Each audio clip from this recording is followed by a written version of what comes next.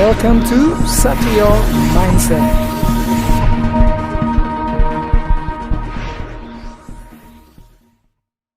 Halo, selamat datang di acara Satrio Mindset. Kali ini kita akan membahas tentang kepemimpinan. Ada banyak gaya kepemimpinan atau leadership style yang ada. Kita kenal top down, bottom up, dan macam-macam jenis atau gaya kepemimpinan.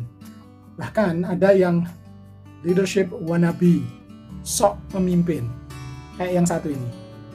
Ya, harusnya Bapak, kalau Bapak sekali lagi gini, saya suruh Bapak keluar dari ruangan ini. Kalau Bapak suruh saya keluar, izin pimpinan saya keluar, Pak. Iya, Bapak bagus keluar, karena tidak ada gunanya Bapak rapat di sini.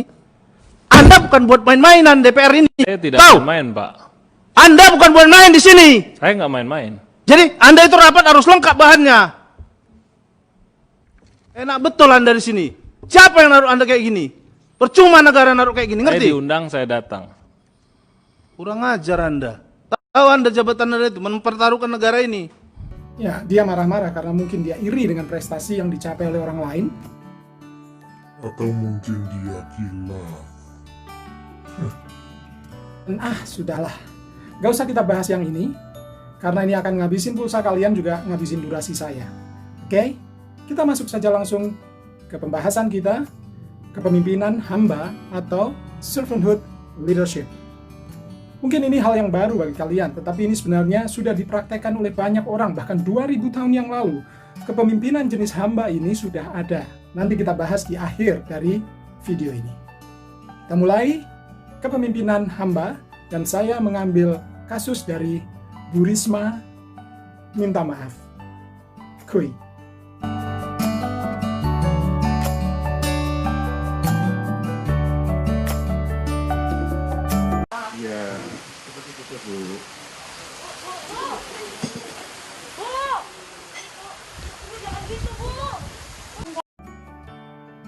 Bu Risma tiba-tiba sujud dan menangis di kaki Dr. Sudarsono, Ketua Tim Penyakit Infeksi, Emerging dan Remering RSUD Sutomo, Surabaya.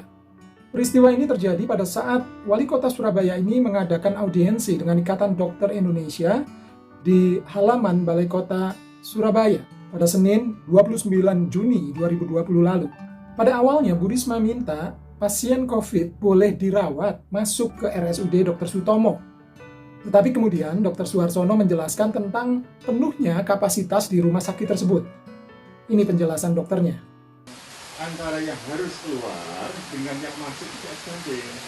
Yang masuk pasti ada yang tertolak. Kalau saya lihat ada sekitar 1, 2, 3 itu akhirnya full. Namun kemudian sang dokter menunjuk staf Ibu Risma yang menurutnya tidak bisa diajak kerjasama. Mendengar hal itu, Ibu Risma melakukan aksi sujud ini. Lantaran dirinya tidak terima kalau stafnya dituding tidak bisa bekerja sama dan berkomunikasi dalam penanganan COVID yang ada di Surabaya. Begini kata Bu Risma, saya tidak terima kalau staf saya. Gimana mungkin kalau di dalam itu saya sudah habis-habisan bersama mereka. Bahkan mohon maaf, kadang sepatu saja melayang. Jadi ya kasihan mereka kalau mereka masih disalahkan orang. Sudahlah, saya saja yang disalahkan. Sudah, kalau perlu saya dipotong lehernya. Siap saya, kata Risma. Tapi jangan kemudian mohon maaf, saya ya nggak terima. Kami ini sudah bekerja berat gitu. Apa dikira saya rela warga saya mati? Pak, malam kami masih ngurus, jangankan warga saya Pak. Semalam masih jam 3 kita masih ngurus warga yang bukan orang Surabaya. Kami masih ngurus saya jam 3 pagi dengan Linmas. Masih ngurus, padahal itu bukan warga Surabaya. Kami masih urus. Bahkan kemudian wali kota terbaik ini mengatakan bahwa dia gagal karena tidak bisa membela rakyatnya, tidak bisa memberikan yang terbaik buat rakyatnya. Jadi ya mohon maaf Pak Sudarsono, saya memang goblok. Gak pantas saya tidur di kota Surabaya. Saya mohon maaf.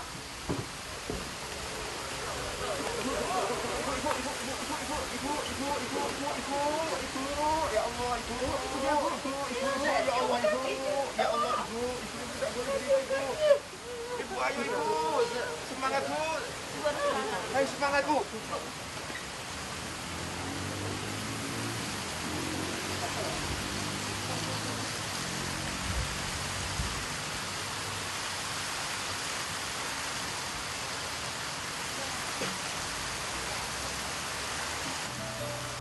Itulah alasan kenapa Bu Risma kemudian sujud dan minta maaf.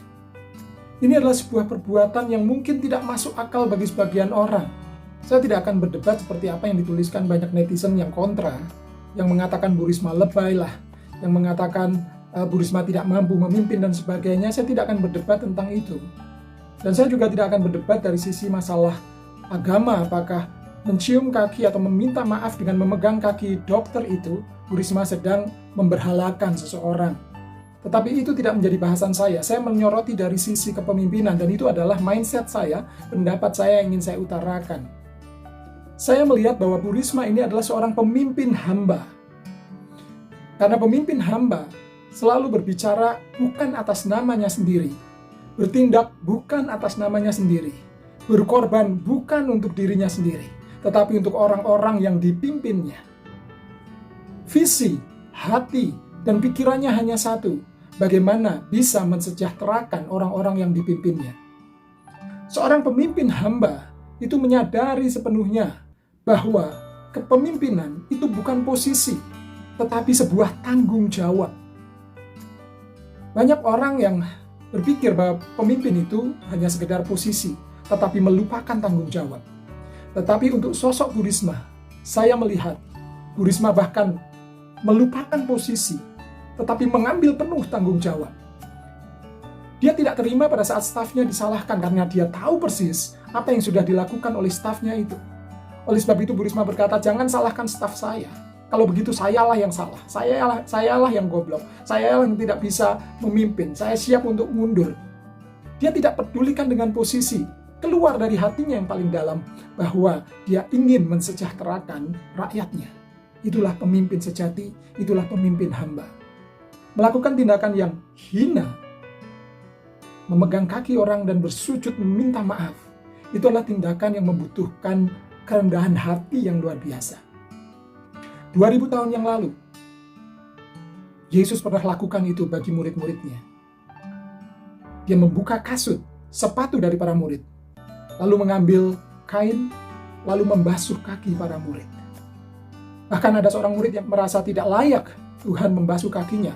Karena pada zaman itu, tugas untuk membasuh kaki adalah tugas seorang budak. Dan budak saja bukan budak dalam level yang tinggi, tetapi budak yang paling rendah.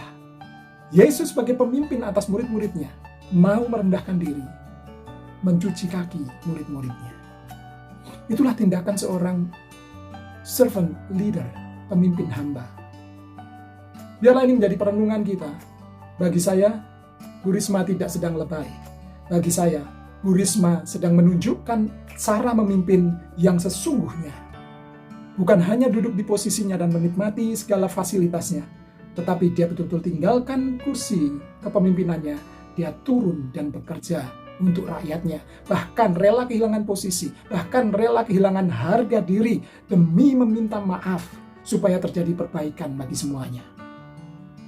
Puji Tuhan, akhirnya pertemuan itu menghasilkan solusi. Bu Risma bisa memberikan solusi, dan itu diterima dengan baik, bahwa pasien-pasien yang masih harus dirawat karena menunggu swab 2 kali untuk menyatakan dia betul-betul sembuh, itu sekarang menjadi tanggungan Pemkot Surabaya, bukan lagi tanggungan Pemprov. Dan biayanya ditanggung oleh Pemkot Surabaya. Bahkan Bu Risma pernah berkata di situ, kami siap untuk tidak gajian untuk membiayai itu semuanya. Ini sebuah pengorbanan. Ini seorang pemimpin hamba. Ini adalah perspektif saya. Ini adalah mindset saya. Di dalam Satrio Mindset ini, saya hanya ingin menyatakan, saya merindukan lebih banyak lagi Bu Risma di Indonesia ini. Saya merindukan para pemimpin juga memiliki mindset servant leader, pemimpin hamba. Karena sekali lagi, memimpin itu bukan sebuah posisi dan sebuah hak. Memimpin itu adalah bertanggung jawab. Semoga apa yang saya sampaikan boleh menjadi perenungan kita semua. See you in the next Satrio Mindset.